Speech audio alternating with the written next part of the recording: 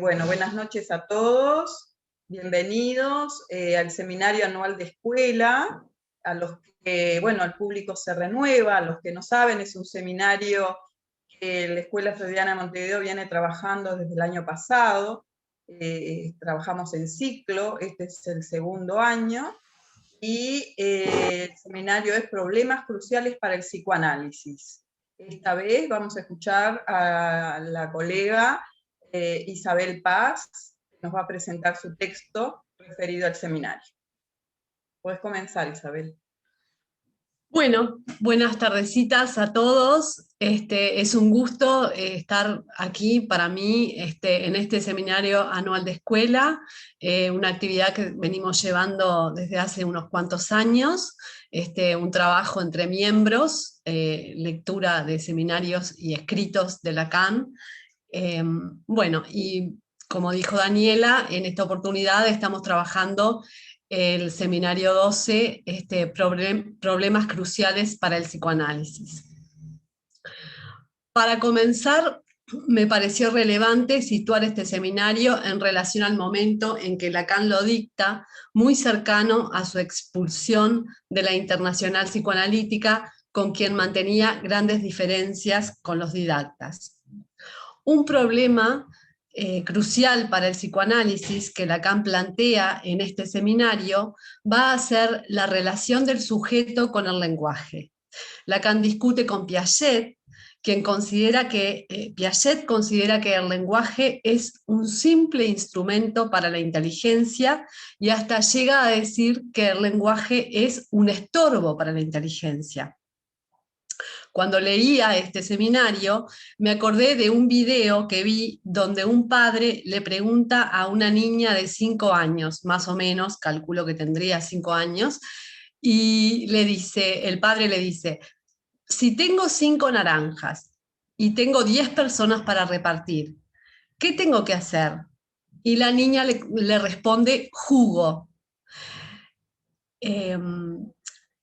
Justamente lo que estorba a la inteligencia para Piaget es lo que con Lacan le otorgamos un lugar relevante y es el lugar del sujeto, sujeto al campo del lenguaje y a la función de la palabra que ordena todo lo que podemos considerar como la propuesta del psicoanálisis en tanto disciplina científica que tiene un objeto bien definido y es el sujeto de la estructura del lenguaje.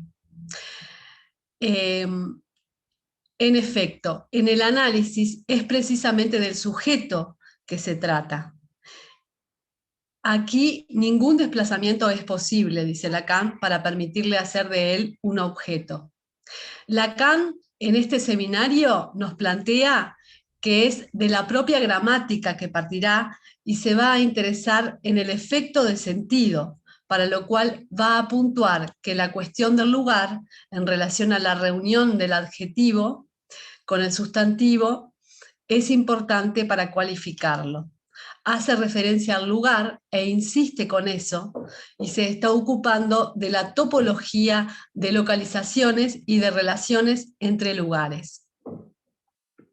En el centro de este esfuerzo, orientado por una práctica, Lacan ha puesto la noción del significante y se pregunta, cito, ¿acaso yo no puedo encontrar al interrogar las cosas en el sentido del vínculo de la gramática con la significación?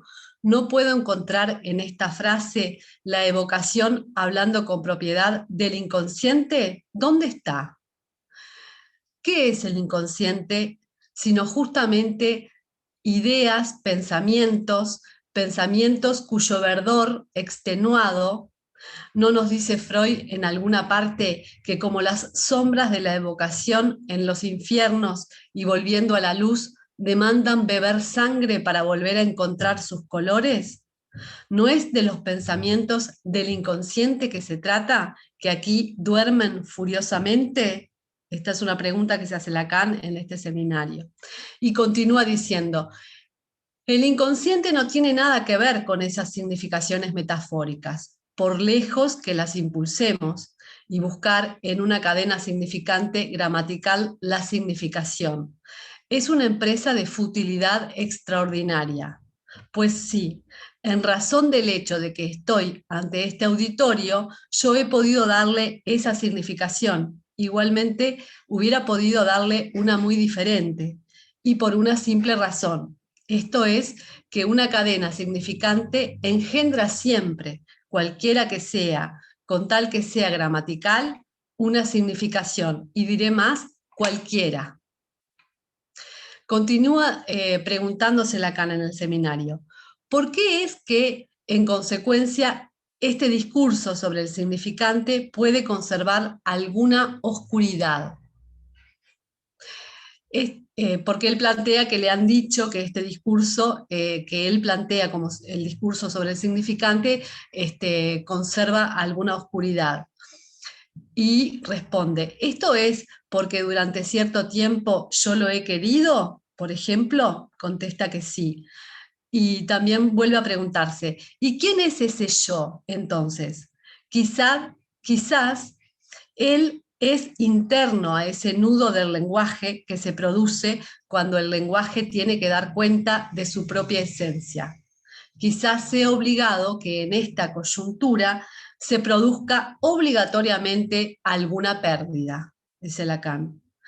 Es exactamente conjunta a esta cuestión de la pérdida que se produce cada vez que el lenguaje trata en un discurso de dar razón de sí mismo, que se sitúa el punto de donde quiero partir, para marcar el sentido de lo que yo llamo relación del significante con el sujeto. Continúo la cita.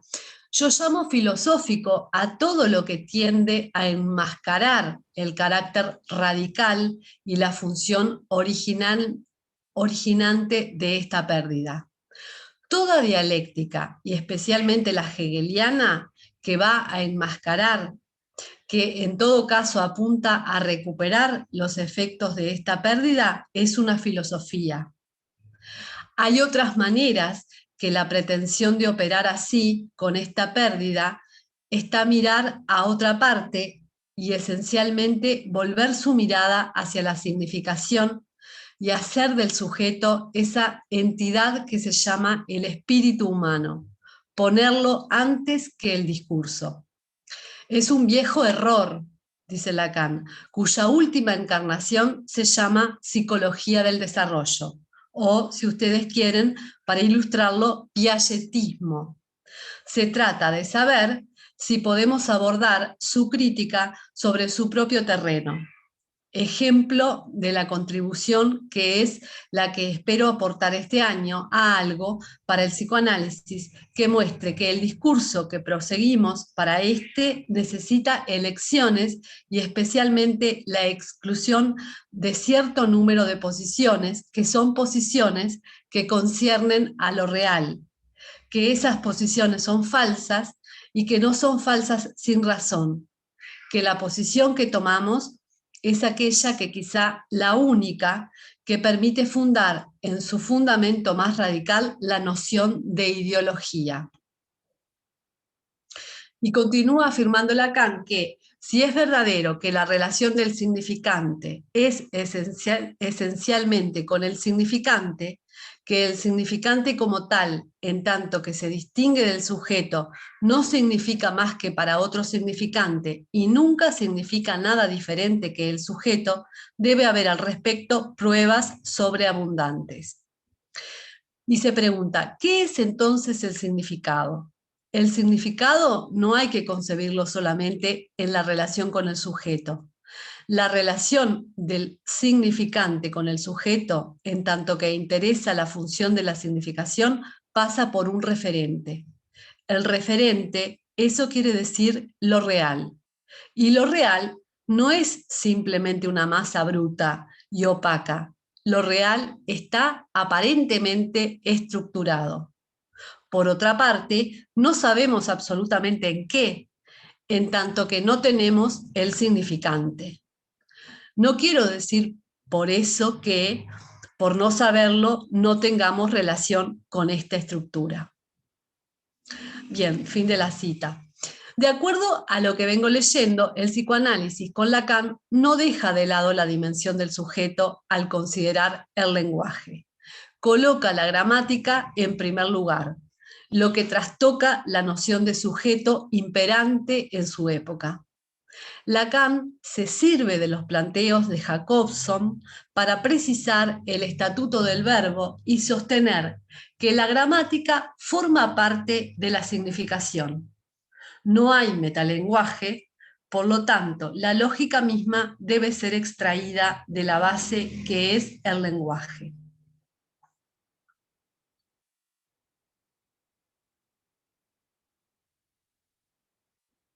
A partir de la lógica del significante que desbroza Lacan, es un sujeto sin otra realidad que la de ser nada más que corte.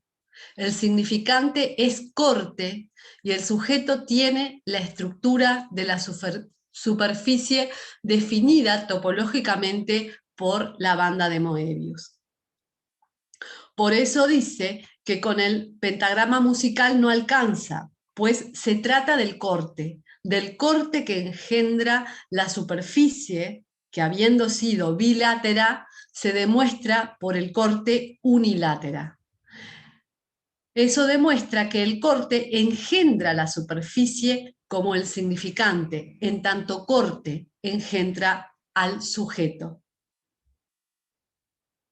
Normalmente tendemos a pensar que es la superficie lo que permite el corte, y sin embargo vemos que es el corte el que, al tomar la perspectiva topológica, engendra la superficie.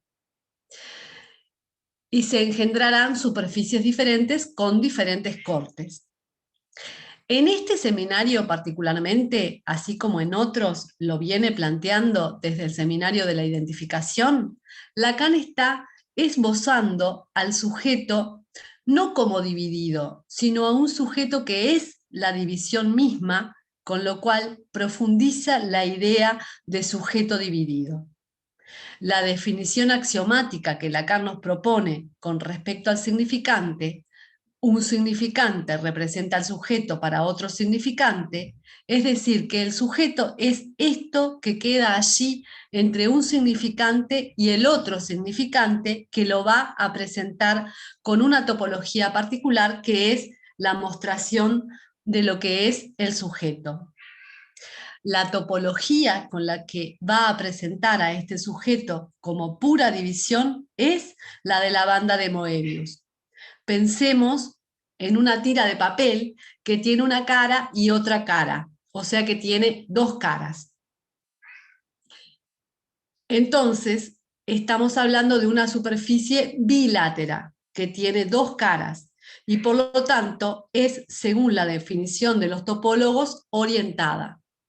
Si a esta tira de papel la cortamos y le hacemos una torsión para luego volver a pegar los dos extremos e imaginamos que empezamos un recorrido por la banda por la cual llegamos al punto de partida sin atravesar ningún borde, esto viene a decirnos que esa superficie que era bilátera, luego de la torsión que le produjimos, se transforma en unilátera, o sea, tiene una sola cara. Lacan usa la topología de la banda de Moebius para decir que si nosotros producimos un corte por el centro de la cinta, al llegar al final del corte, nos va a quedar una superficie bilátera, pero a diferencia de lo que sería un simple cilindro, del que si lo cortamos por el medio nos quedan dos cilindros, acá va a quedar una superficie bilátera que no se divide en dos. Va a quedar algo así como un enrulado, que es ese doble bucle del recorrido del dedo dentro de la cinta. La topología de la banda de Moebius sirve para ilustrar que el sujeto del que habla Lacan, el sujeto del inconsciente, que es al mismo tiempo el sujeto de la ciencia, en tanto sujeto dividido entre saber y verdad, es ese corte mismo. Al decir que ese sujeto es el corte que muestra la cinta de Moebius, cinta que se muestra en el momento mismo que se corta, decimos, por lo tanto, que ese sujeto es el corte mismo. Ahora bien, ¿entre qué y qué se da ese corte? En el seminario 11 sobre los 4 conceptos fundamentales, donde Lacan va a introducir la escritura de los significantes como significante 1 y significante 2.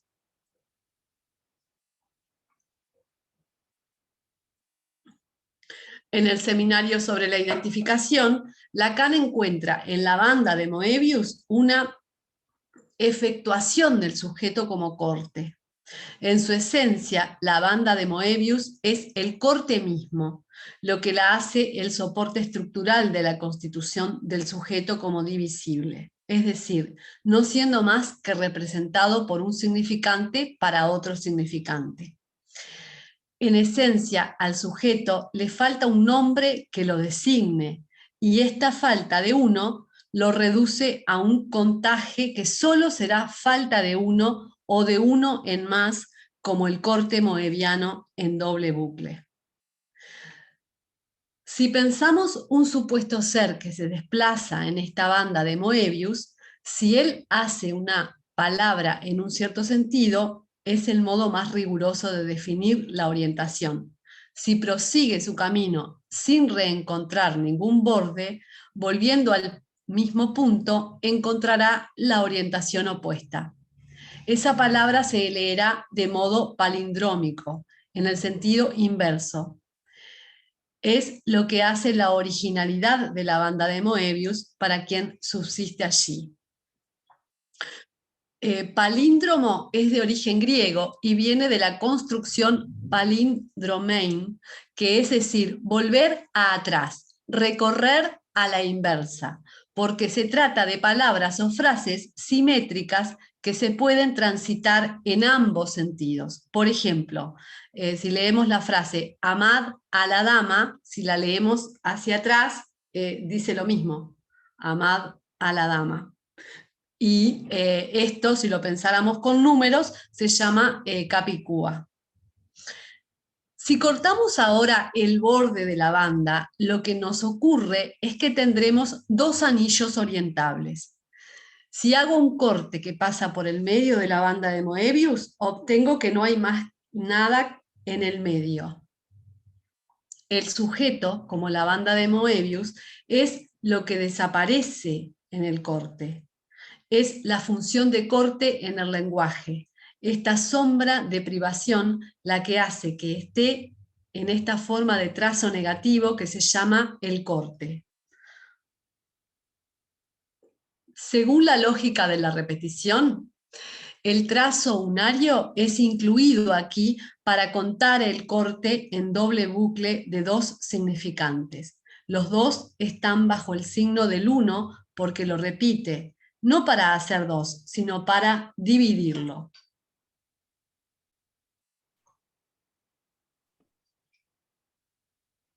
En el seminario sobre los 4 conceptos anterior a este, Lacan introduce la escritura del S1 y el S2, siendo uno el unario y el otro el binario. La Vorstellung Repräsentanz, el representante de la representación. El binario conjuntista incluye al unario. Es el par significante de la alienación. S2 constituye el punto central de la Urverdrängung, de la represión originaria. Por la torsión de la separación, el sujeto accede al punto débil, el intervalo de la falta de la pareja de significante. El S2 va a ser nombrado saber más adelante, en el 1969, pero ya aquí vemos que el sujeto se instituye como falta de saber. En el seminario 17, en el reverso del psicoanálisis, dirá que el S1 es el que orada, el que hace agujero, el que emite la castración hacia los medios de goce del S2. Si el S1 no emite la castración hacia los medios de goce, el saber goza, nos goza. Si el S1 no emite hacia el saber inconsciente medios de goce, o sea, castración, el saber se torna equivalente al goce del otro. El saber inconsciente goza, y se goza del inconsciente, que no es lo mismo que amar al inconsciente, posición de fin del análisis que Lacan propone en el seminario de Lane Su. Por medio del síntoma, el neurótico goza del inconsciente, mientras que cuando hace un síntoma, ama a su inconsciente. El S2, entonces, es a la vez el otro significante y también la conexión del primero al segundo. Este binario representa la alteridad del significante como tal, porque está incluida ahí la relación de alteridad. El otro significante, en el que el sujeto se sabría, no está incluido en el campo del otro. El significante no se significa a sí mismo.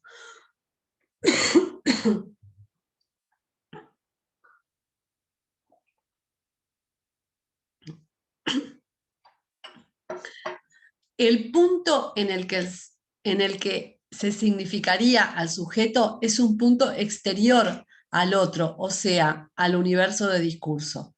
No se trata de una exterioridad de frontera, sino de una exterioridad íntima, inherente a la estructura del saber, inherente al S2. Con respecto al sujeto supuesto saber, la realidad sexual había sido ya tomada en cuenta en el seminario 11, donde dice que la transferencia es la puesta en acto de la realidad sexual del inconsciente. Pero es a partir de este seminario de problemas cruciales que va a contarse como tercero, va a jugar el rol lógico del tercero. Porque si el inconsciente es un saber, si el saber es una conexión significante, si el significante representa al sujeto del inconsciente para otro significante, y si el sujeto es por definición supuesto, ¿qué es lo que distingue al sujeto del inconsciente del sujeto supuesto saber? Cito a Lacan en Problemas Cruciales. Es que en un análisis hay en apariencia dos jugadores. Estos jugadores, de los cuales he tratado de articular su relación como una relación de malentendido, porque el otro es el sujeto del lugar que ocupa uno de ellos, el sujeto supuesto saber, en tanto que el sujeto, en ese polo, en su constitución pura, el sujeto no se aísla más que por retirarse de toda sospecha de saber. La relación de uno de esos polos al polo del sujeto es una relación de falacia. Pero es también con ella que se realiza el juego. El sujeto supuesto saber hace la conjunción de ese polo del sujeto al polo del saber, del cual el sujeto tiene, en primer lugar, que a un nivel del saber no hay que suponer sujeto, en tanto él es inconsciente.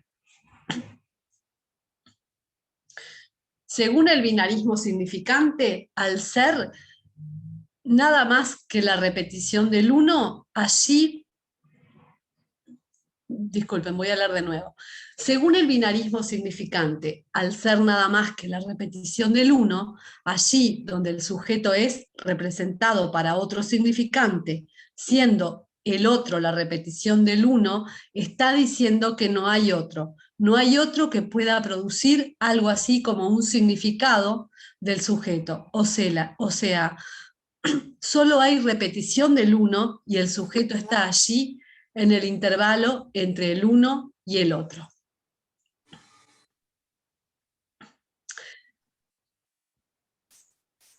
Esta suposición del sujeto supuesto al saber inconsciente, donde no se trata de nada más que de un supuesto absolutamente engañoso, es necesario que se instituya para que se juegue el juego. Si no se instituye, no hay juego posible.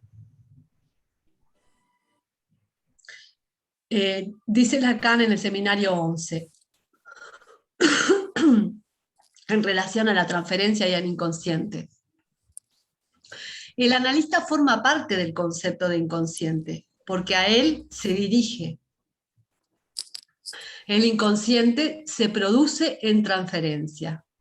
El inconsciente lo único que quiere es emerger, y la experiencia del análisis no se trata de hacer consciente lo inconsciente, sino de hacerlo pasar por la transferencia, que como dice Lacan en este seminario, la transferencia es la puesta en acto de la realidad sexual del inconsciente. Bueno, dejo por acá.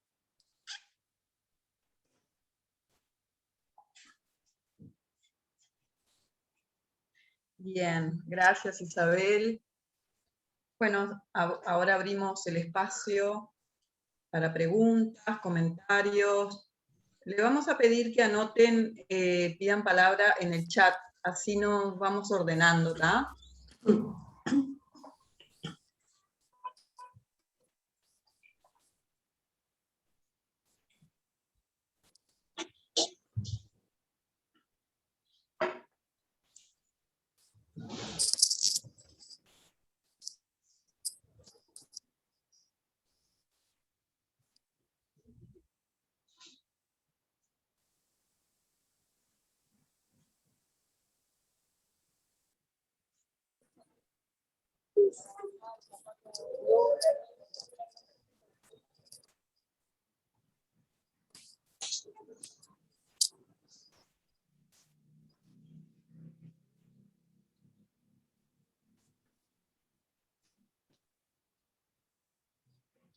Bien, Octavio pidió la palabra. Gracias, Daniela. Muchas gracias, Isabel. Muy conceptualmente abigarrada la exposición. Entonces, te quería preguntar dos cosas. Primero, al inicio de la exposición, vos señalaste el tema de la ideología, como lo enunciaste. Quería preguntarte, bueno, si podés desarrollar un poquito más ese aspecto. Y la otra pregunta que quería hacerte es si podés comentar un poco más cómo pensás esta dimensión del sujeto en tanto corte, ¿no? Pensando, relacionándolo con lo que traías de hacer pasar el inconsciente por la transferencia, ¿no? Cómo ahí lo podés vos pensar en relación a lo que es el acto analítico mismo. Esas dos preguntas quería hacerte. Muchas gracias por la exposición. Bueno, capaz que podemos dar lugar a otras preguntas mientras voy organizando y pensando cómo responder a estas. Bien, ahora tiene la palabra Celia.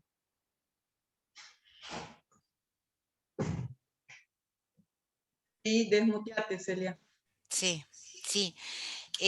Bueno, gracias Isabel, bien interesante lo que planteas. ¿Se me escucha? Sí. Bueno, sobre el comienzo de tu exposición, planteabas y yo me bajé una banda de Moebius, no sé si se ve, es una banda de Moebius, Sí, se ve muy bien. es hermosísima, ¿no? Bueno, es Sí. una escultura. Y entonces se me daba como por recorrer y me daba la banda de Moebius, pero también vos planteabas el corte bilátero para dar origen a lo unilátero y que luego si se corta por la mediana. Y entonces pensaba, en realidad quería preguntarte vos qué pensás, porque efectivamente trabajando topológicamente, la interpretación del analista lo que hace justamente por esa división del S1 al S2 es cortar por la mediana de la banda, ¿no? O sea, al cortar por la mediana de la banda, eh, efectivamente la banda queda en el doble rulo, pero quedan separados. Y es el punto del corte con la sutura en donde el significante va a adquirir el valor de significante y no de signo. Porque la interpretación del analista tiene que ir por la mediana de la banda para justamente desarmar cortar y volver a unir. Bien, ¿qué pensabas de eso? Y después, en realidad, se me ocurrió una pregunta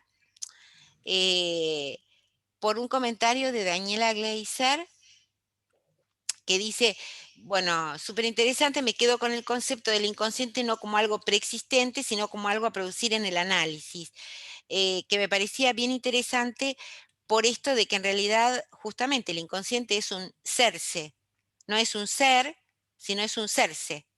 Lo estoy diciendo en castellano, no en alemán. No es un Dasein, sino un Versen, que es un serse, es siendo. ¿No? Es un presente continuo. A ver qué pensabas de eso respecto de tu exposición topológica. Gracias. Bueno, voy a ver si puedo responder a las preguntas, tanto la de Celia como las de Octavio, que bueno, muchas gracias por las preguntas.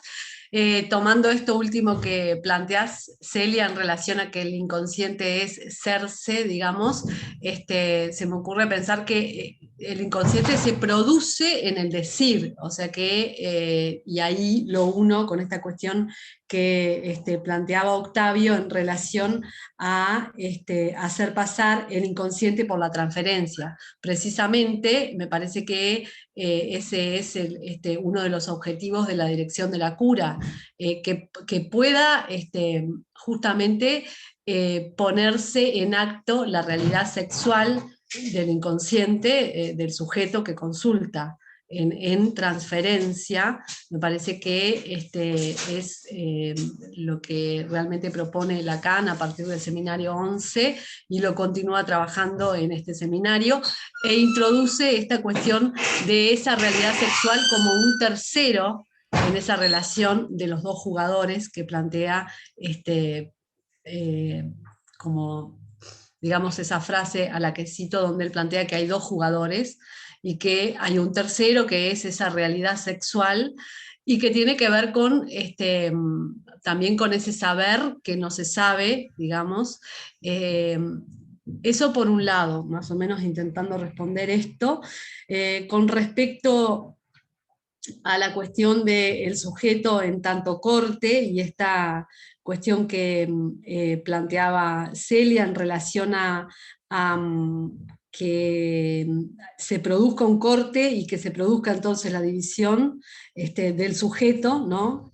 Porque, o sea, la idea es que la superficie se produce con el corte mismo, digamos, ¿no? Cuando se efectúa el corte, y esto tiene que ver con esta cuestión de que el sujeto es un significante, se representa para otro significante, lo cual quiere decir que ahí hay como una pérdida de sentido, que también Lacan trabaja al principio en este seminario, porque justamente como el significante no puede significarse a sí mismo, siempre está en relación a otro significante. Me parece que ahí en ese punto hay una cuestión de la pérdida y bueno, que tiene que ver con una cuestión en relación a la castración también, ¿no? Si me permitís, yo creo que cuando Lacan dice esto de la realidad sexual, no es que está, digamos, para aquellos detractores del psicoanálisis, no es el sexo, sino tomado como justamente lo que acabas de plantear, como la castración, como la falta en ser. Claro. Que es lo que Sí. digamos, la realidad sexual finalmente es que estamos castrados en el lenguaje freudiano, el lenguaje lacaniano sería como mostrar la falta de algo que cubra completamente, ¿no? Claro, y ahí también la idea del inconsciente como incompletud, ¿no? En oposición a lo que, bueno, se plantea, a lo que plantea Freud, por ejemplo, en relación al inconsciente, y lo que plantean también los post-freudianos, ¿no? Como el inconsciente como un agujero también, ¿no? Como la falta.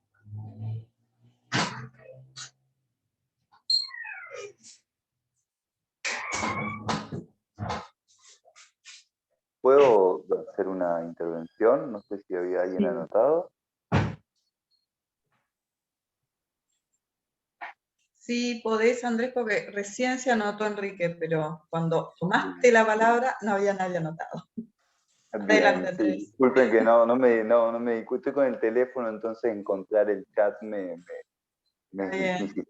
Yo a mí con esto del inconsciente, voy a plantear, digamos, no sé, primero en realidad agradecerte, Isabel, la presentación que hiciste. Me quedé como bastante, digamos, como pensando, ¿no? En esta idea del sujeto como corte, y en la lectura que hiciste, ¿no? En la presentación que hiciste, se me aclaró un poco más cómo era la cuestión de la banda de Moebius, o por lo menos creo, digamos, que se me ha como eso, que se me ha aclarado un poco más la cuestión de la banda de Moebius. Y respecto del inconsciente, yo, no sé, es como que no termino de descifrar qué es el inconsciente en Lacan, ¿no? Porque vos, por ejemplo, decías, ¿no? Vos traías esta cuestión del sujeto del inconsciente, ¿no? Y la cuestión del sujeto de la ciencia, ¿no? O esa otra definición que da en un momento, que es la del saber sin sujeto, ¿no? Entonces, de ahí, digamos, a mí ahí me hace pensar, digamos, ¿no? Como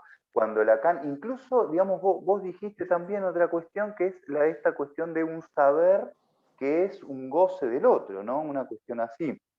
No recuerdo exactamente los términos, ¿no? Pero entonces, a mí, digamos, en ese tipo de definiciones, lo que me pasa, ¿no? O la idea que me queda, es que, digamos, hay como un saber, una serie de significantes para el sujeto que no le son indiferentes, que insisten, ¿no? Y de alguna forma el analista capta esa insistencia del significante, ¿no? Porque no son todos los significantes cualquiera para el sujeto. Entonces, digamos, hay significantes, no sé, uno en la consulta empieza a escuchar al sujeto, qué sé yo, y hay determinados significantes que existen, hay determinados significantes que dicen, digamos, acerca de sus goces, de cómo está fijado a sus goces, de cómo ese inconsciente lo parasita, ¿no? Porque de alguna forma, digamos, ahí hay como un goce parasitario del inconsciente, ¿no? Que eso también, digamos, vos lo traías, o por lo menos a mí eso del goce parasitario del inconsciente me resonaba en relación como a otra expresión que vos trajiste, ¿no?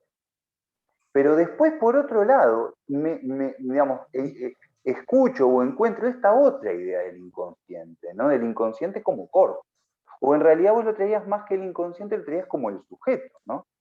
Y en ese corte, digamos, ¿no? Que se produce, digamos, como en la banda de Moebius, ¿no? Y entonces ahí el inconsciente se parece mucho más a lo que se produce en sesión, ¿no? Y a esa intervención que leía Celia recién, ¿no? El inconsciente como algo que se va a producir ahí en la sesión, que va a ser leído, ¿no? Entonces, a mí me parece, digamos, o me queda la idea como que hay como dos lecturas acerca del inconsciente, ¿no? Una como ese corte que se produce en sesión, y ese corte que se produce en sesión también, a mí, digamos, como que la idea que me queda es que corta por el medio, la banda esa, vuelve a tener dos superficies, ¿no? Y en eso de tener dos superficies, digamos, el sujeto se separa del sentido, como decías vos, ¿sí?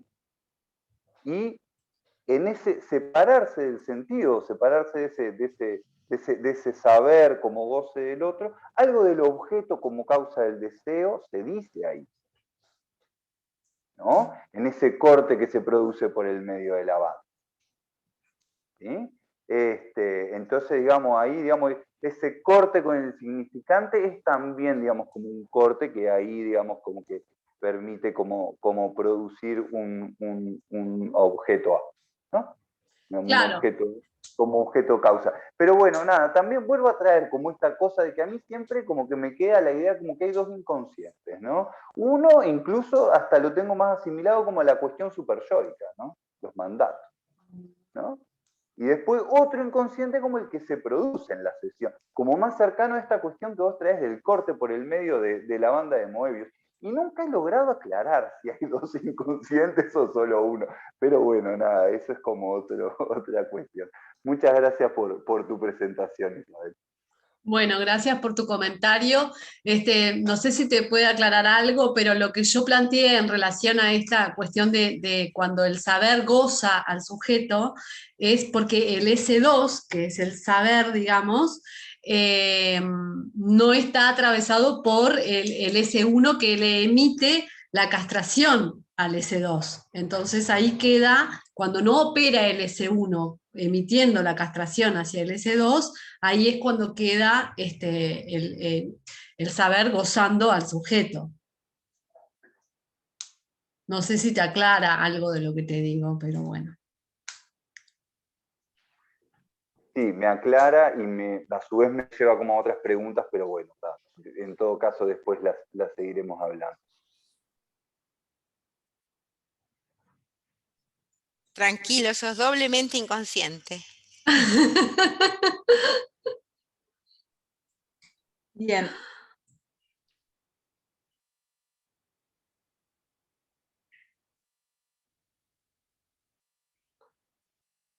¿No estaba Enrique? ¿Había pedido la palabra? ¿Puedo hablar? Sí, ok. Está bien. Sí, yo le dije, se Ok. cortó. Se cortó. Ah, No, se sí. cortó. ¿Está bien? ¿Me escuchan? Sí. Ok. Ahora sí. Bien.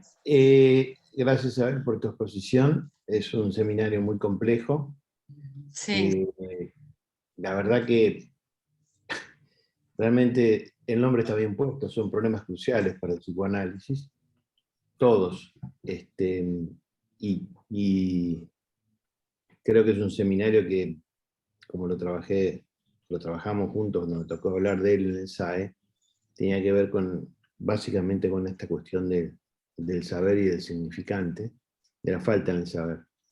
Mi pregunta, vos nombraste en un par de oportunidades esta cuestión de la falla en el saber.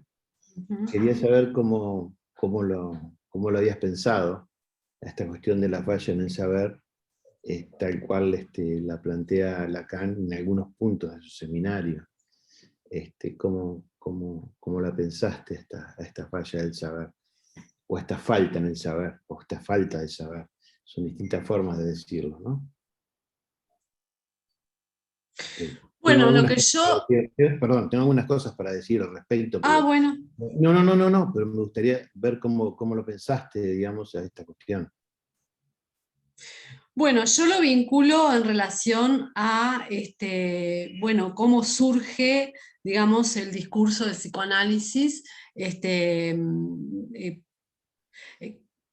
posteriormente a lo que plantea Descartes, ¿no? En relación a la cuestión de, o sea, cuando Descartes le expropia el verbo a Dios, digamos, y dice pienso, luego existo. Bueno, viene allí Freud con su conceptualización sobre el inconsciente a decirle que, bueno, que no lo puede pensar todo, ¿no? Que hay algo que no puede pensar porque es inconsciente. Entonces, me parece que eso puede ser una respuesta posible a esta cuestión de la falla en el saber. Eso por un lado, ¿no? Pero por otro lado también lo relaciono con esta cuestión en relación a la castración, ¿verdad?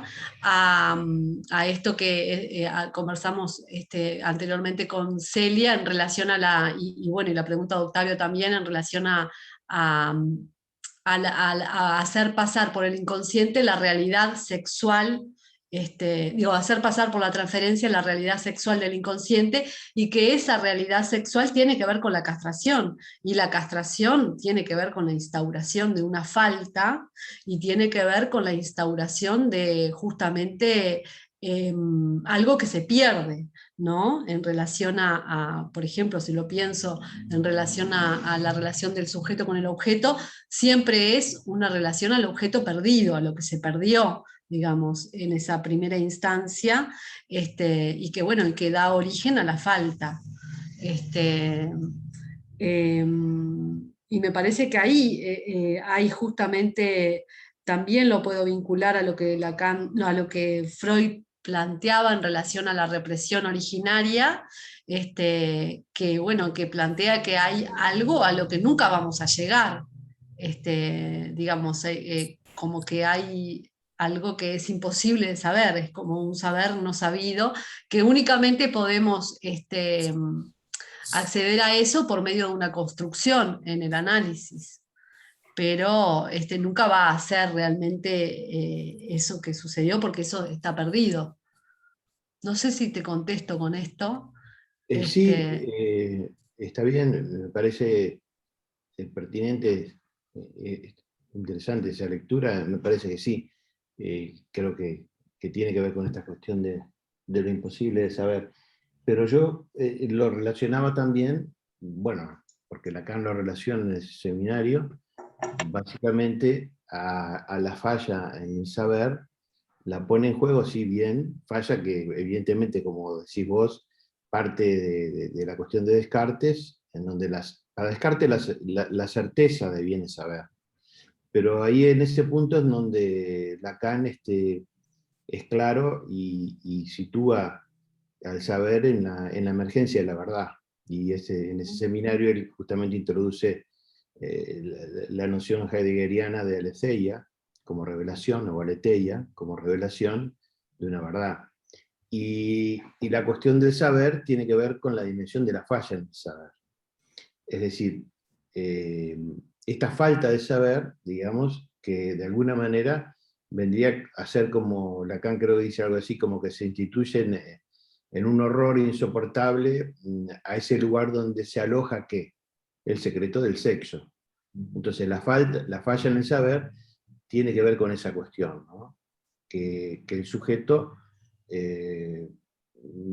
acerca del sexo nada quiere saber, ¿no? Ujú. Es decir, que el sexo es ese lugar en el que sitúa esa verdad imposible de decir. Y ahí es donde aparece el juego que propone Lacan en ese seminario, el juego del análisis, ¿no? Básicamente, ¿no? Que partiría de la base del saber inconsciente, tal cual lo planteabas vos, como un saber agujereado, que está agujereado por la castración, ¿verdad? En la medida que sabe todo acerca de eso, menos la falla que lo determina. Lacan plantea, es claro, ahí, sabe todo menos la falla que lo determina, ¿verdad? Ujú. El sujeto en ese sentido está, bueno, aparece en sus certezas, que saca de los fantasmas que va analizando en el transcurso de una cura, pero evidentemente esos fantasmas incluso son una forma de no querer saber nada, de su imposibilidad. Y de la imposibilidad que no quiere saber nada es sobre lo real del sexo. Y eso es el juego, digamos, que Lacan propone en el juego con el saber, porque Lacan habla ahí del juego con el saber, ¿no? Incluso Lacan llega a decir en ese seminario que es un juego de la espera, que no sé si te acordás que lo dice en un lugar, y espera que se llegue a saber, partiendo de una base del supuesto saber que se irá corriendo, se irá deshaciendo en la medida en que avanza el análisis, ¿no? Pero yo creo que la falla en el saber es justamente eso, ¿no? Que hay un punto que tiene que ver con la verdad de lo sexual del inconsciente y de lo cual el sujeto no quiere saber nada. Esa es la falla en el saber, y que a partir de una operación de análisis, desconstruyendo las situaciones fantasmáticas en donde el sujeto se parapeta, digamos, o se recubre, bueno, y con las formaciones de síntomas en relación a ellos, ¿no? Justamente, pero ahí aparece el juego verdadero de la aletheia, ¿no? De poder de venir hacia la verdad sexual del inconsciente, ¿no?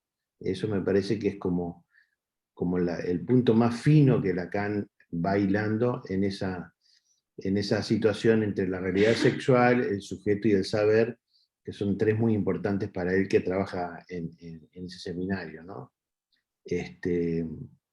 Lacan, en este seminario, digamos, apunta justamente en oposición a lo cartesiano, diciendo que el punto del deseo justamente es el polo opuesto, digamos, donde se va a alojar la realidad del sexo, ¿no?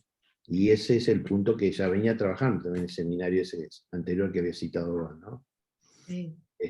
Y me parece que ese es el punto más fundamental de la falla del saber, ¿no? Es decir, la confrontación en los límites del significante en cuanto a todo lo que tiene que ver con el sexo, ¿no? Y Lacan creo que en ese seminario incluso creo que habla del pudor, como un pudor original, dice, ¿no? Los neuróticos, ¿no? Claro. Y bueno, y porque también está en juego acá, creo, escuchándote, que en la medida en que el significante no se puede significar a sí mismo, siempre va a haber una falta, ¿verdad? Porque tiene que estar en relación a otro significante. Sí. Eso por un lado también, por esa regla del significante. Y de lo que no quiere saber nada el sujeto es justamente de la castración, como venimos diciendo anteriormente. Sí, sí, por eso Lacan plantea ese terceto, esa tríada muy, muy clara en ese seminario, que es sujeto, saber y sexo, ¿no? Sujeto del inconsciente. Sujeto del inconsciente, saber y sexo, ¿no? Me parece que eso es fundamental.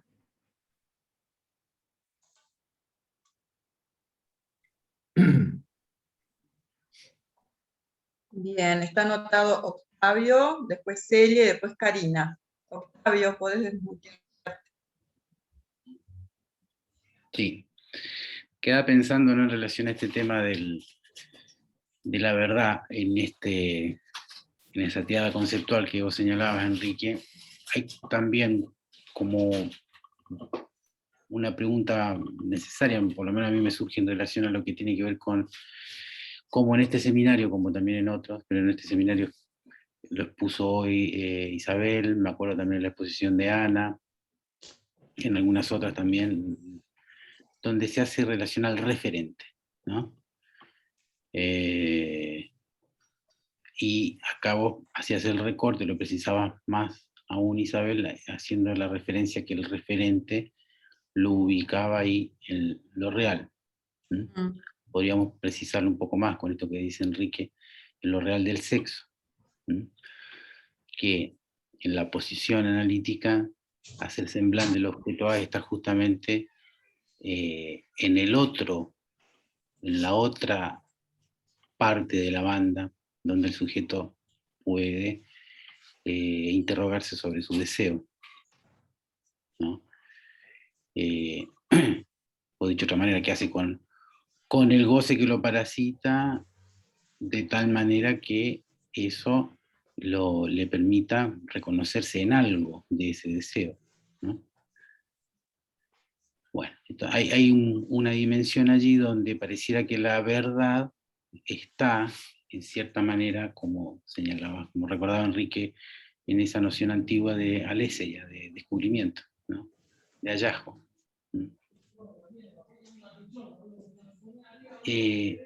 Eso también me parece que es necesario ponerlo en tensión con una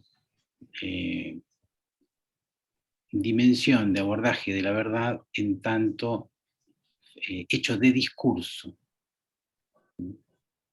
Son dos planos ahí también donde me parece que deambula el sujeto y diría más, la epistemología, la ciencia misma. Lo planteo así.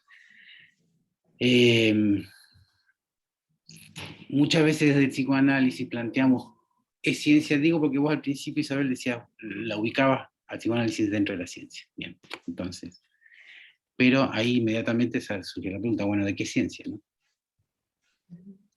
O en esta división entre saber y verdad, como ubicabas al sujeto de la ciencia, el sujeto neurótico, de qué lugar se posiciona el discurso de la ciencia con su intento de formalización y desde qué lugar se puede ubicar el psicoanálisis como esa ciencia que aborda la falla de la ciencia. O lo digo de otra manera, como lo decía Freud, decir, por ejemplo, que la ciencia no pueda aún formalizar qué acontece en el sujeto, no solo en el organismo, también importa qué pasa en el organismo, pero qué acontece en el sujeto cuando sueña, no invalida que el sujeto no sueñe. Sueñe. Aunque no tengamos una formulación matemática que nos explique o que nos permita formalizar el fenómeno de los sueños. Ahora, entonces, insisto, ahí viene el punto, que me parece que es el resbalín permanente de todo sujeto. Su verdad está en los hechos, por ejemplo, que acá podríamos hasta divertirnos, los hechos de su sexo, ¿no? O su verdad está cuánto de eso puede transformarse en un decir de eso que no sabe, de eso que es su castración, ¿no? ¿Puedo decirte una cosita ahí? Claro, ¿cómo no?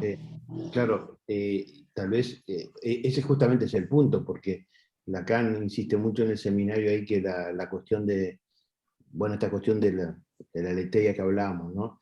Pero la verdad él insiste mucho, él lo dice en varios lugares, que la verdad no es un saber por venir, no es un saber que está por venir, ni la realización del saber, sino que justamente la emergencia de la verdad, digamos, de alguna manera siempre va a tener que no se pueda decir toda.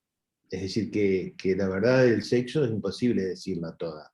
Por eso no, en un análisis la verdad no es un saber por venir ni una realización del saber, sino que tiene que ver con la verdad del sexo que no se puede decir todo, ¿no? Y ahí viene el punto ese de la castración. Bien, de Y acuerdo, hay un elemento, no se puede decir todo, pero se hace mucho. claro, Y ahí es pero donde hay un viene elemento, vos decís, pero se hace mucho, y ahí justamente Lacan lo que mucho plantea sexo, es ¿no? que no ¿Se hay, hace mucho sexo? que Mucho no hay sexo también, pero también sí, otras cosas.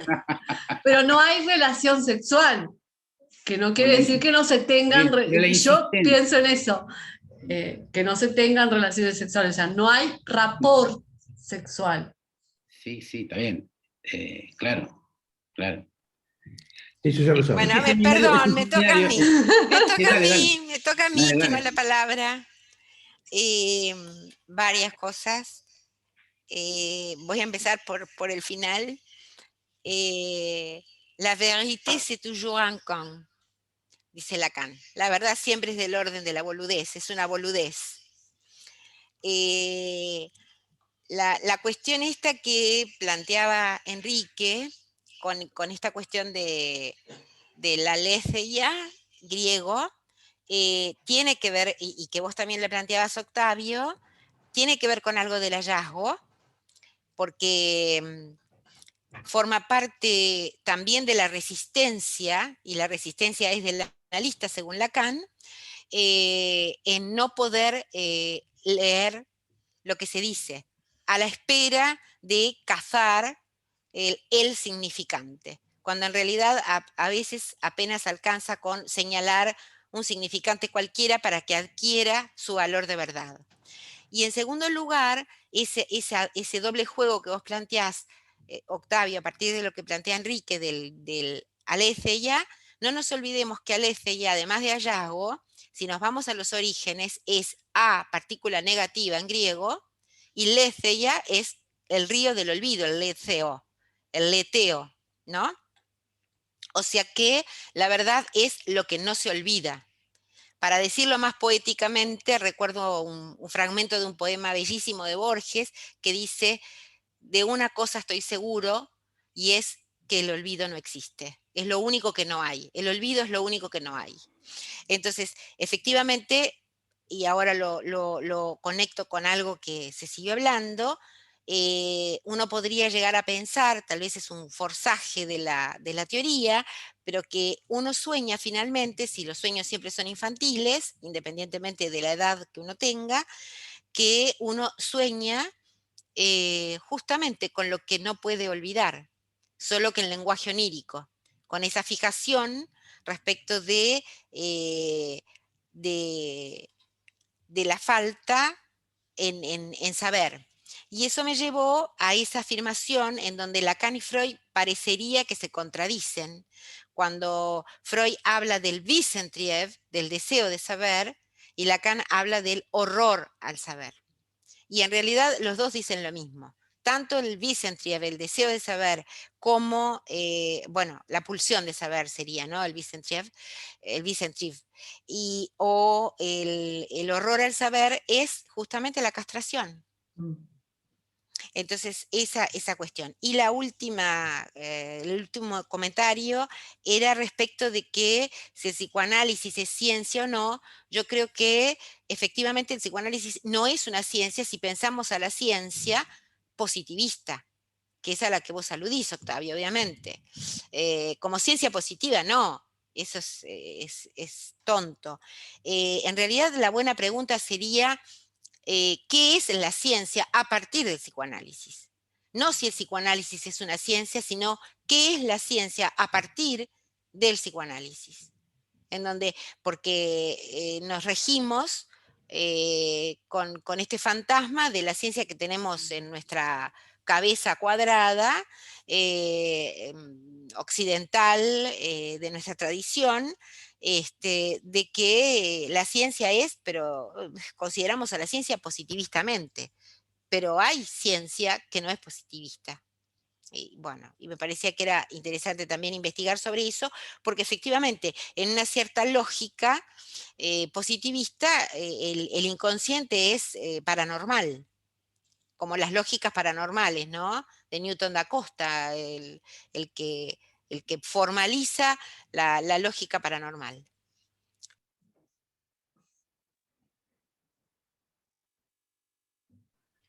¿Se escuchó? Sí, se escuchó. Ah, pensé que estaba muteada. Isabel, bueno, nada, quería darte las gracias. Me parece que me gustó mucho cómo situaste en relación a la banda de Moebius. Me pareció como muy gráfico para entender esto que plantea Lacan como el sujeto como superficie, ¿no? Y esto del corte a partir de la intervención del analista, y eso que aportó Andrés, de cómo se separa allí esta cuestión, ¿no? Del sentido, digamos, ¿no? Cómo se pierde un sentido, cómo cae un sentido, para abrir también a otros significantes, para que algo de esos significantes ambos puedan caer. Y en relación a esto que estaban hablando de la verdad, bueno, me quedaba pensando en esto de la falla que planteaba Enrique, que sabe todo menos de la falla que lo determina, justamente, bueno, a partir del análisis, en ese saber hacer, con ese insabible, con eso que no va a ser posible de saber, justamente, ¿no? Y ahí me quedaba también la pregunta en relación a la ciencia, que bueno, con la intervención de Celia también me aclara, en relación a que Lacan trata de formalizar, de sistematizar, para que el psicoanálisis tenga como ese fundamento que implica que hay cosas que no son, digamos, que no se trata de algo universalizable, pero sí de que se pueden sistematizar. Por eso en este seminario habla tanto del inicio, del final de análisis, y trata de encontrar esa lógica, ¿no? En relación a poder explicar esto que tiene que ver, que sabe de su falla, que tiene que ver con la falla, ¿no? O sea, la teoría la incorpora, es a partir de esas fallas, ¿no? Es a partir también de la falla en el saber que Freud descubre el inconsciente, ¿no? Y pasa de médico a analista, por pensarlo de alguna forma. Pero bueno, nada, un comentario y darte las gracias por la exposición. Bueno, gracias. Bien, tiene la palabra Marilén y después está anotada Daniela Gleiser. Bueno, Isabel, muchísimas gracias. Realmente muy enriquecedor, ha generado un montón, sí, de cuestiones ahí interesantes. Me quedé pensando a ver si podías de repente ampliar un poco más en este punto que vos señalás cuando estás hablando del S1 y el S2, ¿no? Y marcás, bueno, el lunario, haciendo ahí agujero, y justamente después avanzás un poco más por esto de que emite la castración, ¿no? Y después nombras este goce parasitario al lado del inconsciente, y dando un paso más, que sería justamente también con la posibilidad de análisis mediante, la diferencia con el amar al inconsciente, que creo que lo marcabas como una posición y lo ligaste al síntoma. Si podías, no sé, decir alguna otra cosa al respecto, decirlo, cómo lo estás pensando, justamente en esto que también me hacía resonancia con lo que traía Octavio, ¿no? Entre, bueno, la imposibilidad o el extravío en relación si se trata de los hechos y en cambio el darle lugar al decir acerca de ese imposible, ¿no? Que se trataría en un análisis. Bueno, es bien interesante esto que estás planteando, por ejemplo, tomar esta última frase que decís, dar el lugar al decir, bueno, que se puede producir en un análisis en relación a la castración, justamente sería esa, digamos, la propuesta en una cura, y pensando en esto de que lo contrario a amar el inconsciente sería de alguna manera como gozar del inconsciente, en el sentido de que, bueno, en tanto se pueden, mientras el sujeto no esté, digamos, en una posición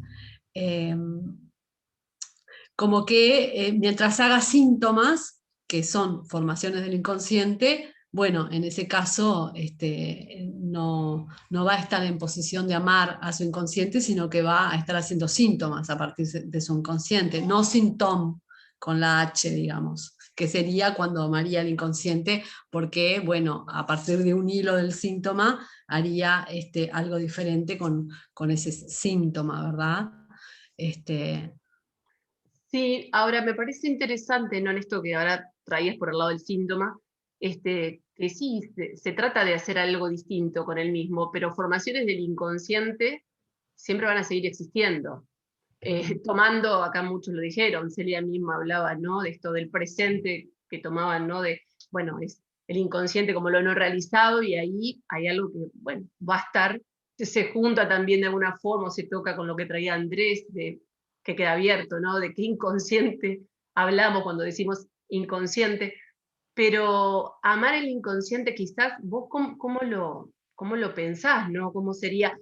Entendiendo el punto que marcás, que es como de cierto vaciamiento, ¿no? De ese goce parasitario, ¿no?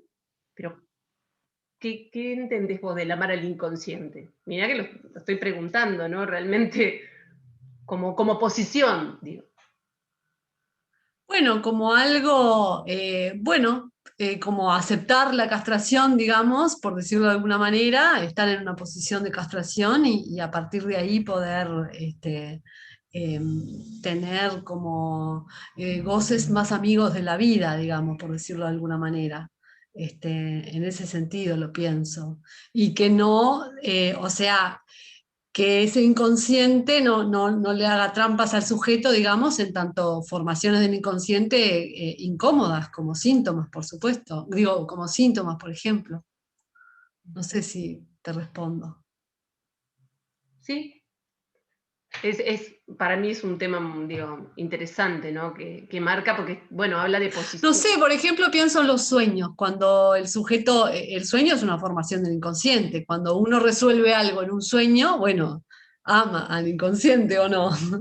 Como que si el sueño está en función de hacer una resolución, digamos, en ese sentido podría pensarse que puede amar al inconsciente, cuando puede hacer una lectura de ese sueño, ¿no? Ahora, cuando el inconsciente tiene una formación sintomática, digamos, ahí en ese sentido está gozado por el inconsciente. Y odia al analista.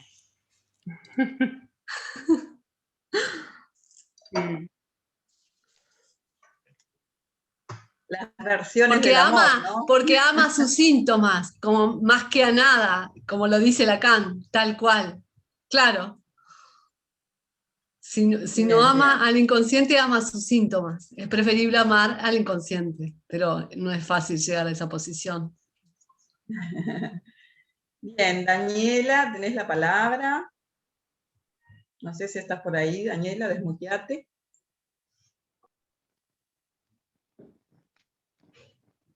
Hola, sí, estoy por acá.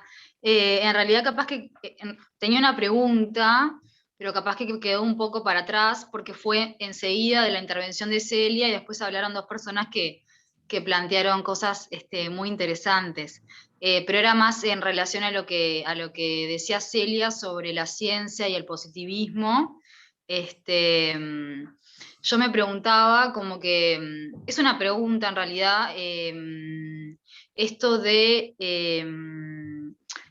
que si bien Lacan intenta, trato de explicármelo a mí, ¿no? Y no he podido. Si bien Lacan intenta hacer como toda una formalización y una abstracción de su teoría, también nos habla de los 4 discursos, y entre ellos, en este punto, lo más importante es pensar en el discurso del amo.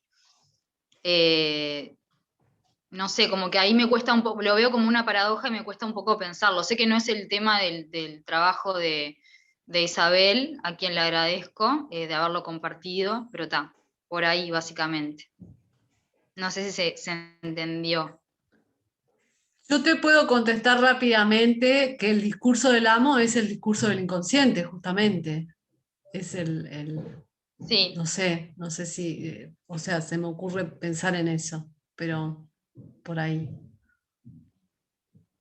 Ok, gracias. ¿Podría decir algo? Ana, ¿podés comentar Ah. lo que anotaste en el chat? ¿Te animás, Ana?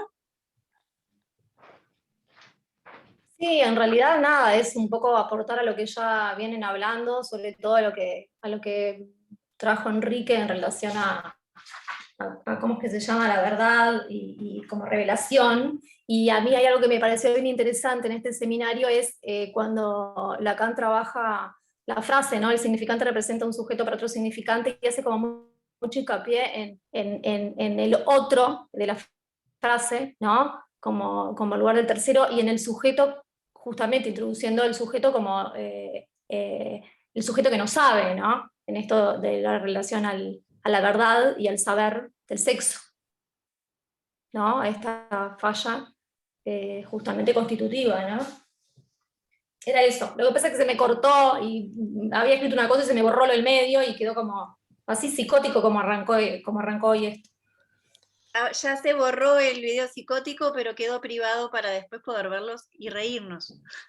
Porque me pareció, o sea, el final del seminario, justamente cuando él ¿no? habla justamente de las posiciones subjetivas del ser y cómo se define por la relación entre el sujeto, el saber y el sexo, ¿no? Y introduce esto de la verdad como revelación y en relación al encuentro con lo real del sexo, ¿no? Y a la verdad imposible de decir, bueno, me parece como que queda bien unida, como clases anteriores él trabaja esta frase, ¿no? La del significante representa el sujeto para otro significante. Que la decimos, la repetimos, pero me parece que como que tiene mucho cargado, ¿no?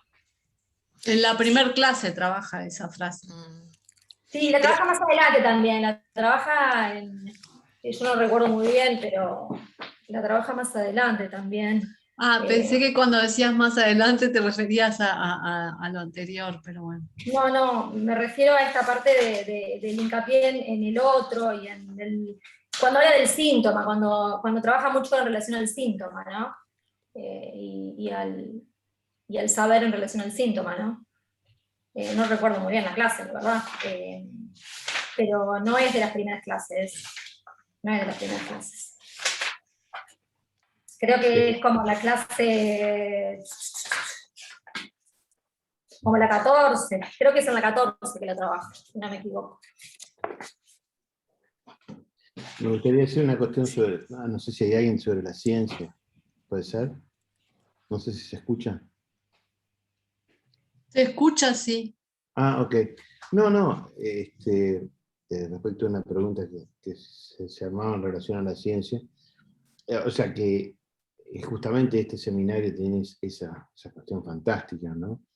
De proponernos, digamos, a ver, la experiencia freudiana, digamos, la pensamos obviamente a partir del sujeto cartesiano, eso no hay ninguna duda. Yo en el seminario de Lacan, en Ancor, digamos, habla como una pulsación significante, pero siempre la cuestión del inconsciente tiene que ver con esta cuestión del sujeto, de la pulsación significante, en donde aparece el sujeto, aparece y desaparece, pero solamente lo podemos pensar a partir del sujeto cartesiano, eso no cabe ninguna duda, ¿no? O sea que en ese sentido la ciencia se constituye, digamos, sobre el modo de la producción de un saber, o de la producción de saber. Pero Lacan, en este seminario justamente, me parece que lo que pone ahí es que toma otro modo la relación entre el saber y la verdad. O sea, no es una producción de saber, sino una cuestión entre el saber y la verdad, ¿no? Entonces yo creo que ahí es el punto en donde Lacan, digamos, toma esta cuestión del lenguaje, esto que trabajaste bien, que trajiste significante, y en el sentido que el discurso, como se va a presentar, siempre no se presenta de una forma lineal, ¿no? Por eso Lacan habló tantas veces de la cuestión del tiempo lógico, ¿no? En tanto el instante de ver, el tiempo de comprender y el momento de concluir. O sea que en ese sentido se inscriben topológicamente, ¿no? Que es una relación diferente entre el saber y la verdad, que tiene una relación directa, digamos, no una producción de saber, en el sentido cartesiano del término, de la ciencia cartesiana, podríamos decir así, sino que tiene que ver con la verdad, la relación del saber con la verdad, me repito, pero que introduce necesariamente el concepto del campo del otro con mayúsculas para Lacan, ¿no? En la medida que hay una relación con el lenguaje. Después lo amplía más y habla sobre el saber de lo real del sexo, ¿no?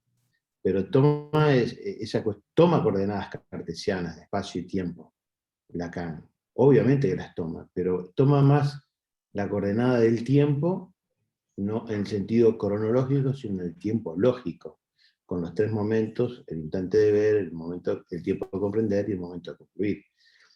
En ese sentido creo que es una ciencia diferente, y está bien lo que planteaba Celia, a partir de que el psicoanálisis introduce esta cuestión del inconsciente y esta cuestión lógica del inconsciente, con estos tres planteados por Lacan: instante, tiempo y momento, ver, comprender y concluir. Digamos, a partir de ahí puede haber un cuestionamiento de la ciencia, ¿no?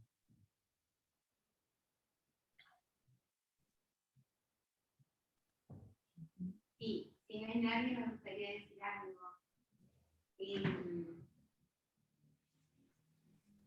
Estás muteada, Celia.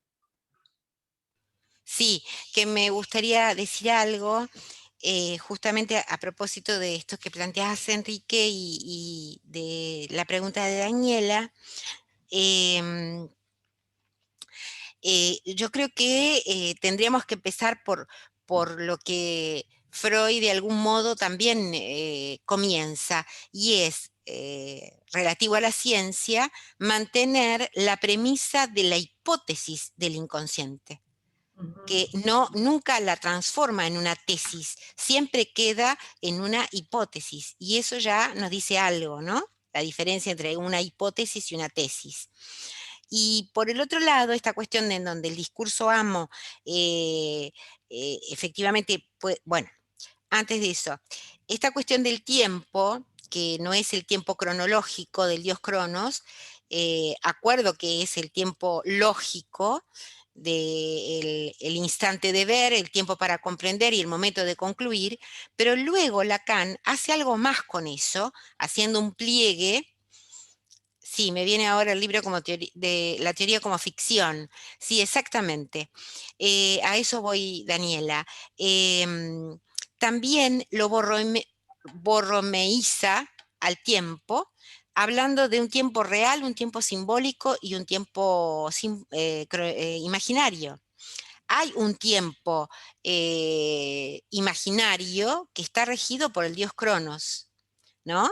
Que es antes, luego, después, mañana, ayer, y que está regido por el reloj.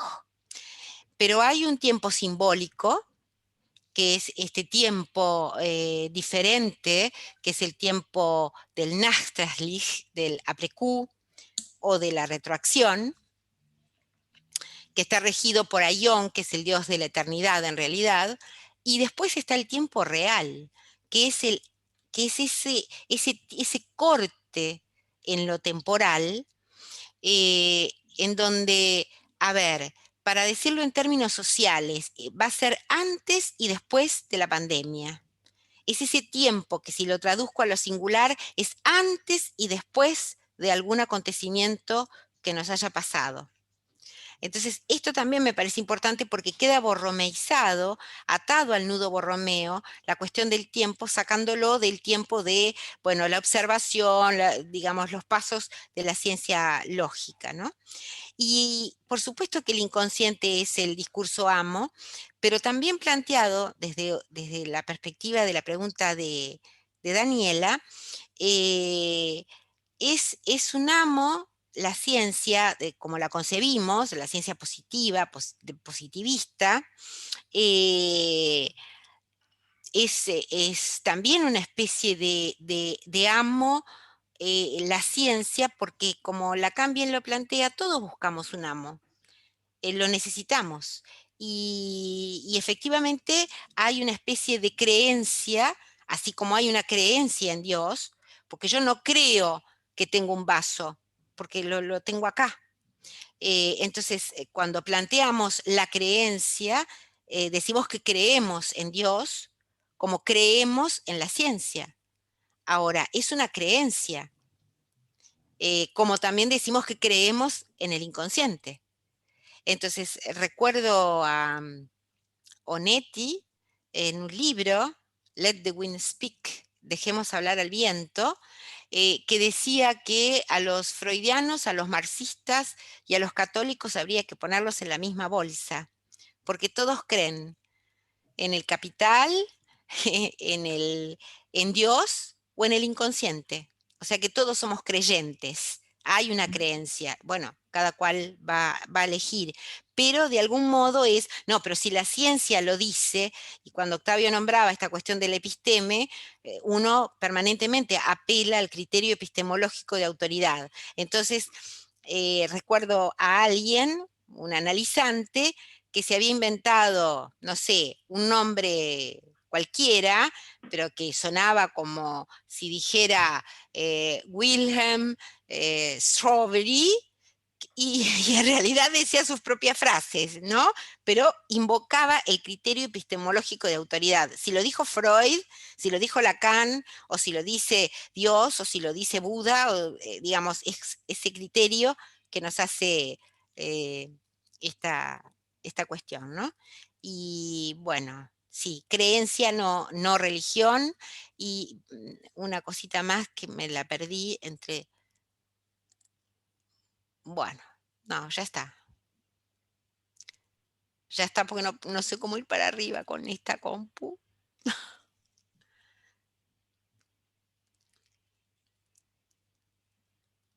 A mí me gustaría decir una cosita más también, con respecto a la cuestión de estos tiempos lógicos y no cronológicos, ¿no?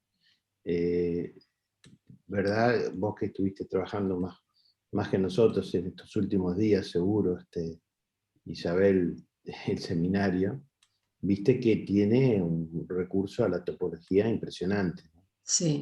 Sobre todo tiene la botella de Klein, que es otra forma topológica de ver la banda de Moebius, ¿no? Porque la botella que se imagina sobre ella misma va hacia el fondo y toca ahí, vuelve a convertirse en una banda de Moebius. Por eso la topología que usa Lacan es la llamada topología del caucho, es decir, que es como un caucho, ¿no? Es capaz de deformarse sin nunca perder su propiedad. Pero yo te quería decir que justamente mucha gente se pregunta por qué Lacan recurrió a la topología, digamos, como esa referencia a la topología, y Lacan lo tomó porque me parece que era la estructura topológica de esa topología del caucho es esencial a la cuestión del lenguaje. ¿Por qué? Porque permiten estas superficies topológicas, bueno, banda de Moebius, agujero, toro, el hoyo interior, el cross cap, la botella de Klein, bla, bla, bla, porque Freud parte de la cuestión de Lacan de los significantes, pasa por esta cuestión de la topología de superficies, en la topología del caucho, y después va a terminar en algo que tiene que ver con otra cuestión que es de la topología, que termina con los tres, ¿no? con el nudo real, simbólico e imaginario. Pero la cuestión fundamental es, en relación al lenguaje y al significante, que estas superficies topológicas utilizadas por Lacan antes de llegar al nudo, y posteriores a introducirnos en la teoría del significante, le permiten a él quebrar una intuición, la intuición elemental del tiempo lineal. Eso es fundamental. Quebrar esa intuición elemental del tiempo lineal. O del espacio, ¿no? Porque se quiebra eso, esa intuición, ¿verdad? Y creo que eso es lo que él intenta mostrar, digamos, ese advenimiento del sujeto en la experiencia del análisis, ¿no? Es decir, que va a significar la relación del significante con el sujeto. En tanto, como él lo dice, nos da la oportunidad, el significante no se significa a sí mismo, ¿no? Pero creo que esa cuestión que introduce la topología fuertemente en este seminario de esta topología de superficies es muy interesante, porque a partir de ahí es un viraje muy importante en su obra, y hay no jugaba simplemente Lacan con esas era algo que le permitió romper a todos sus alumnos que lo escuchaban y los que los leíamos, quebrar esa intuición elemental del tiempo lineal o del espacio, ¿no? Para proponer otro tipo de tiempo. ¿Quieres hacer ese comentario además? Sí, está muy bueno el comentario que haces y realmente algo que es tan difícil, ¿no? Poder sostenerse en esa, digamos, porque es muy común volver a lo anterior, digamos, a cuando no está, o sea, hay que hacer un ejercicio permanente para quebrar esa superficie y para pensar en esa topología que plantea Lacan, ¿no?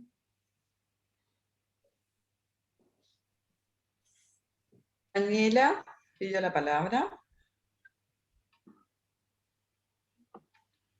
Ahí, perdón, me estaba desmuteando, iba a hablar muteada.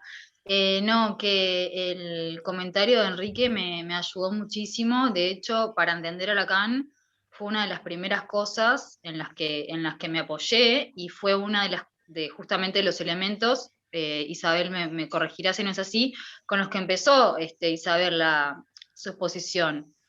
Esto de lo que planteaba Lacan sobre Piaget, de los tiempos lógicos, del desarrollo, ¿no?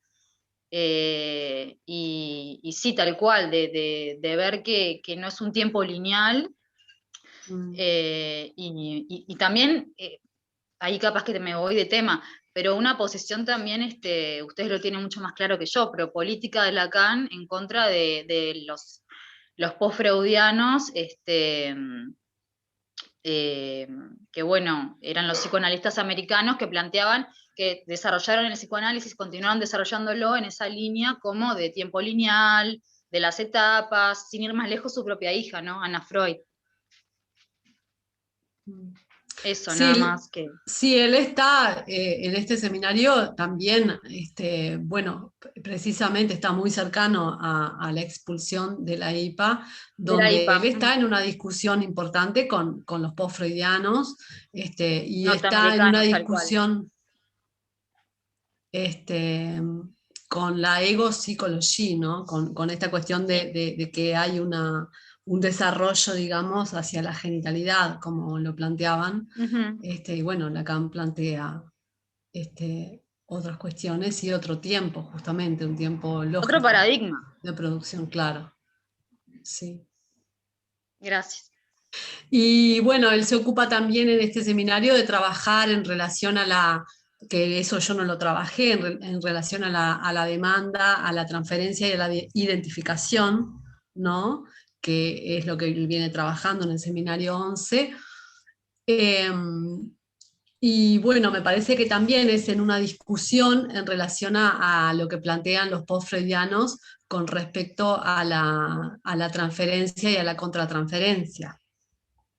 Como que él quiere encontrar un estatuto lógico para la transferencia. Y continúa en esa línea en este seminario también. En ese sentido, Isabel, está bueno que recuerdes estos tres, de la demanda, la transferencia y la identificación, porque son los tiempos, como él dice, más importantes de la experiencia de un análisis, ¿no? Identificación, demanda y transferencia son tiempos. Entonces él ahí, digamos, con la ayuda de la topología, permite señalar mejor estos tres tiempos de la experiencia, ¿no?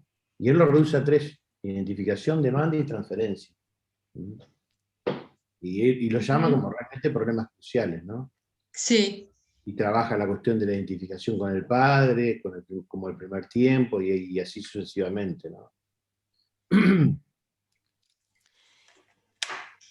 Sí, yo quería decir una cosita más respecto del tiempo, que en realidad uno tiene la percepción de que el tiempo es fácil, inclusive en los ejercicios que se mandan a los chicos, a los pibes en la primaria, en la escuelita, en el jardín de infantes, que les hacen ordenar, primero aparecen, yo qué sé, el nene en la escuela, el nene desayunando, el nene en la cama, y tienen que ordenarlo de acuerdo a lo lineal. Sin embargo, el tiempo es un concepto, es un incorporal estoico, es uno de los 4 incorporales estoicos que se remontan a, si no me falla la memoria, al 300 o 300 y algo antes de Cristo, en donde efectivamente el tiempo es un incorporal estoico de muy difícil aprehensión.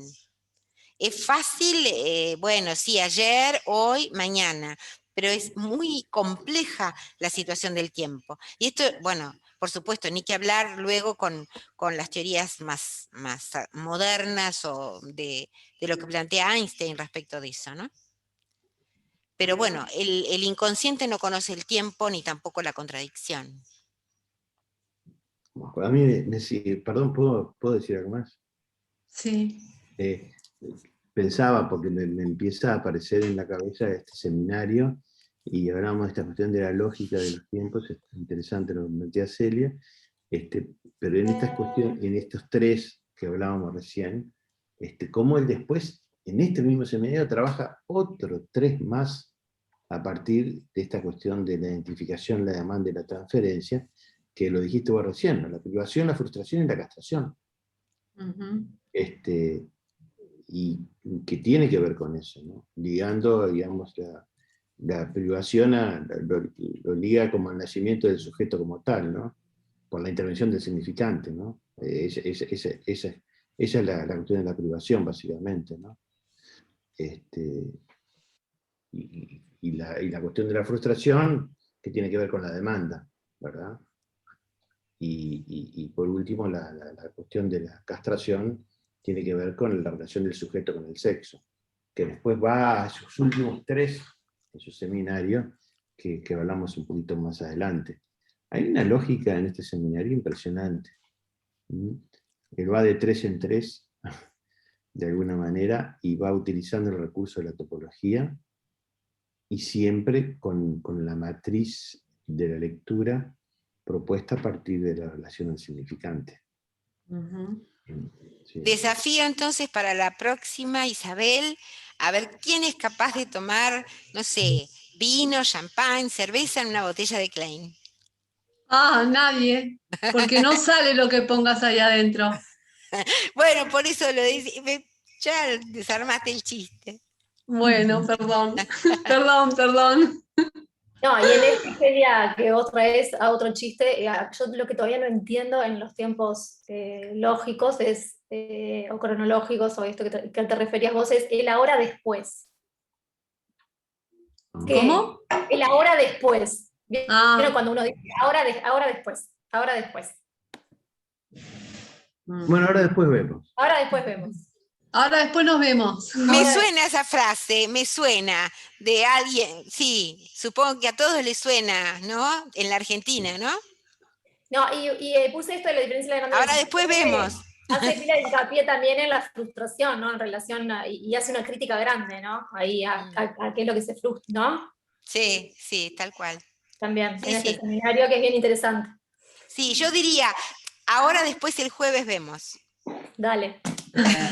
Muy peleadora hoy, Bien. con Walter.